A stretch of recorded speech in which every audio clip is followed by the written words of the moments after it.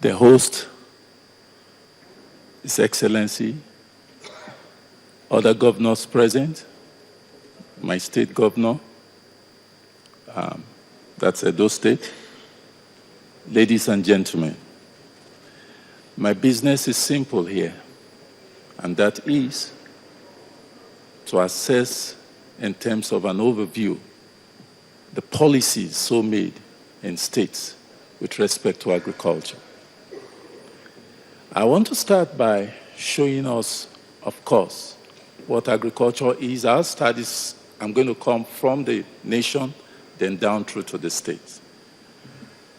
This is what agriculture is for today. What it does is contribution to the GDP and what it can provide. And the over 6,000, 60% use of unemployment, over 80% of revenue of crude oil, which we are still depending on, low productivity in terms of technology and the rest of it, agricultural exports, which has diminished, and we can see from that diagram what used to transpire in previous time when we used to export groundnut, and look at the states today, next to zero as compared to other nations. However, in spite of these problems we think Nigeria has, there is hope because it can provide and solve a lot of problems. Again, there's rich potential in that it will get the youth employed. Of course, we can also radically transform the sector because we have able-bodied and human capital to do that, as well as the resources. And then we can also follow through with respect to the transformation agenda, which is supposed to help in ensuring that all through the 36 states, we revamp agriculture and make it a business as it used to be. However, we are bedeviled by one factor. There's this still monoculture we have with dependence heavily on the black gold as our main source of revenue. We only pay lip service to agriculture. I just want to compare. When President Obasanjo was around, the contribution of agriculture to GDP was oscillating between 39% to 40%.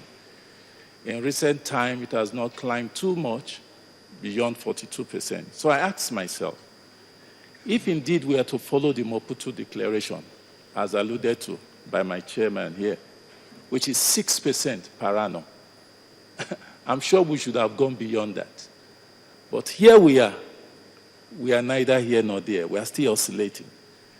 But I know there is a potential. But what's the vision of ATA? Transformation agenda, which we can see,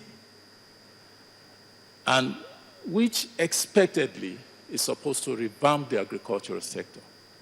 And one of the key points is to reclassify the nation into areas that have comparative advantage in terms of crops, in terms of livestock. And that has been succinctly done. However, in achieving that is a big task. Yes, we've set out policies, we've set out strategies, but the question is, are we achieving what we've set out to do? What innovations can we see from ETA? That we can see from the strategies that have been given with respect to ETA. It's a growth enhancement scheme support for farmers. And of course, is expected to take care of risk, expected to employ the youth, expected to equip the farmers in terms of good equipment, and also expected in terms of policy monitoring. And may I say, this is where we lack in Nigeria.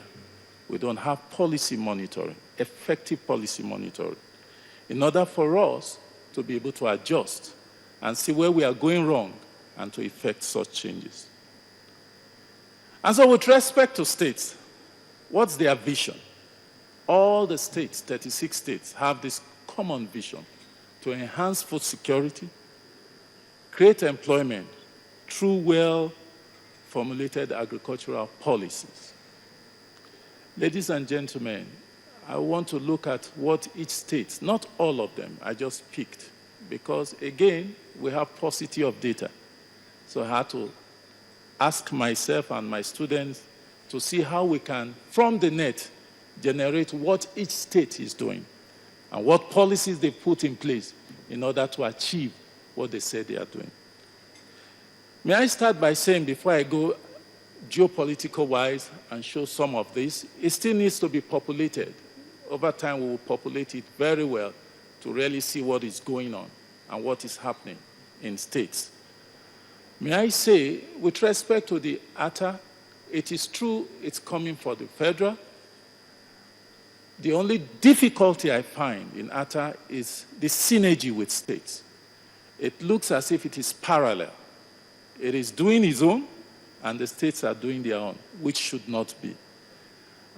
There's a need for the federal government to form a strong synergy with the state. Like I will say, the father and the son. Even if the son is naughty, the father must have a way of calling the son and believing, like the Bible will say, the prodigal son. And when he came back, the father opened his arms out. Why? Because there's room for all, and there's room for improvement. And I think this is the role that should be played from the national in order to encourage the states to key in effectively for us to be able to achieve this policy target. Now, looking at the states, how have they fared? We can see from each of the states, like the North Central states, the emphasis of some of the policies. In real terms, if you look at their gazette and look at their printout, it's difficult to say what policy they are focusing on. So we try to pick out what is going on, and we try to look at the emphasis being made. Somewhere like Borno State, the emphasis is on the youth. Somewhere like Kwara State is on farmers and rice and grains, which is happening, which has been alluded to, of what improvement has been going on. However, you can see that on the achievement side, only a few have achieved. Of course, there are several constraints for not achieving. And then if we go down to the Northwest, where you have Kano, again, we can see some of what has been going on. There's a special mass food production program, which the government, it's its policy, and the way of achieving it is what has been stated there. And going down, there are several policy strategies the government have put in place, and that is because Kano State is known as a food basket also. However, you can see there's paucity of achievements. We cannot see much of the achievements. And the reason is because while these policies and strategies are put in place, there's the other aspect of follow-up as to what have we achieved. Can we record it? So that we can also compare achievement with what? With what we began with. This is lacking in several of the states. I go down to Sokoto, which is in the Northwest. Again, we see, with terms of achievement, there's no record, but there are policies, and there are also what? Strategies. In Katsina State, we record some achievements, which we are showing. Same thing in Kaduna State, the achievements which are showing. And of course, in Kaduna State, there's much insecurity, like in other northern part now, because of what is going on. But that notwithstanding, we find again that not much of the achievement is being recorded. And this also shows that, is it true that these policies were well executed? And if they were well executed, why are we not showing that we have achieved them, and to what extent? And how has it added in terms of GDP to the state?